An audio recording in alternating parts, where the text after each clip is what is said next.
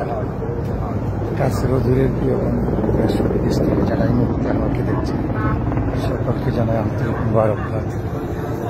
আলহামদুলিল্লাহ, সামনে যে লোকটাকে দেখতে পাচ্ছেন ইনি হলেন সারা বাংলাদেশের ওলামায়ে কেরামদের শিরোমণি আল্লামা মামুনুল হক সাহেব দামাত বারাকাতুহু। আমরা হাজিদেরকে নিয়ে যাচ্ছি জামারাতে আতরা মাখার জন্য। আল্লাহ পাকের ইচ্ছায় কেউ সাথে দেখা হয়ে গেল।